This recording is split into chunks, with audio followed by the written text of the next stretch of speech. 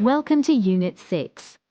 In this unit you will come across the topics of war and peace, ranging from global conflicts to family disagreements. You will read about some positive developments for society that war has created over different periods in history. Think about how you resolve conflicts in your family. What do you do or don't you do to make situations better? Listen to some people talking about conflict in today's society.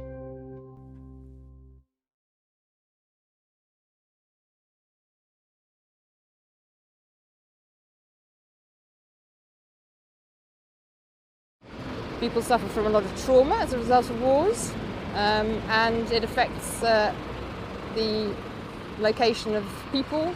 Families move because of wars and have to start again in different countries. I think war has had a very negative impact on the way people associate with one another. I think war has desensitized people. So now when we see tragedies, people don't often realize the magnitude of them because war has desensitized, and it's just, in my opinion, I don't think it's necessary. Yeah, so I think conflict and war kind of shape our national identity in quite a big way. I think things that we tend to say about ourselves is that we're not French and we're not German, and we have a sense of identity. But I think in a lot of ways that comes out of previous conflicts and ceremonies of remembrance that we sort of institute in society to keep a living memory of those that we've lost, what we fought for, and how we hope to kind of embark on the future. I think people became really apolitical. I mean, we see it with our students. They don't go as much on protests as we did during the student time. So I think people are a little bit scared of politics or maybe bored by politics.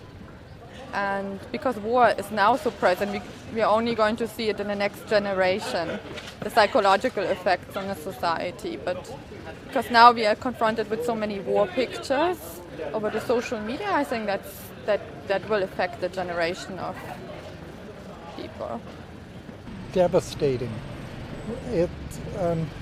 We've been experiencing the Syrian crisis, and our community have hosted 6 or 8 Syrian families to help them get settled in as new Canadians.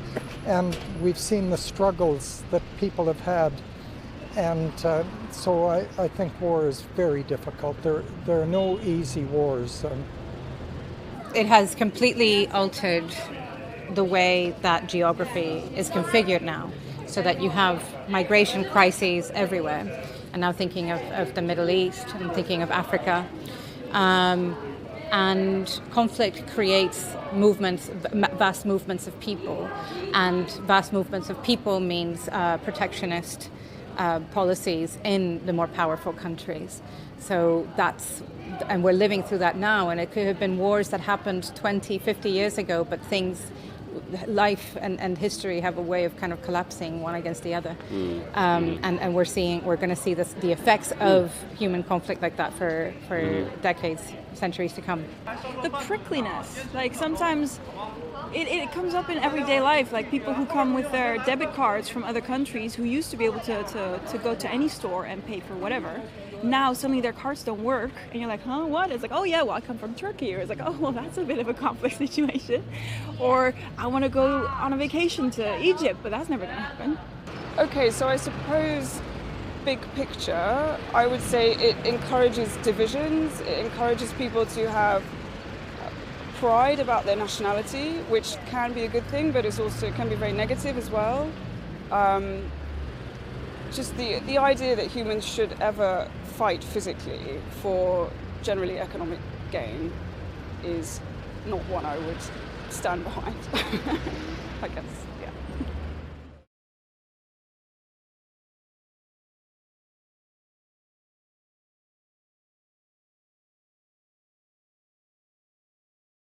through communication, through talking about feelings and not letting things fester, in a sense, just holding on to resentment, and then it would build and build and build, and you'd have a larger conflict than if you just started that communication and said, hey, why'd you do this, or what happened here, or I felt this when you did this.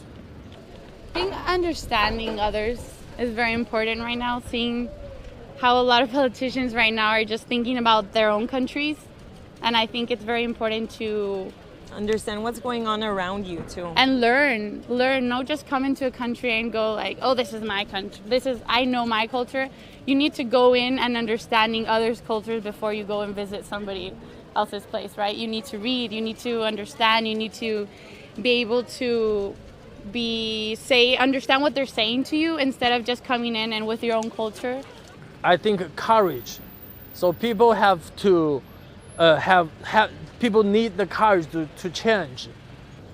They need to be able to listen and actually register what they hear from the other side, because right now everything is so polarized and everyone is, clutching their opinions and not willing to let go and compromise. And that is essential, because once things take a global scale, there is a need for dialogue. There is a need to actually get a little bit out of your depth and actually seeing what other people that are not you need.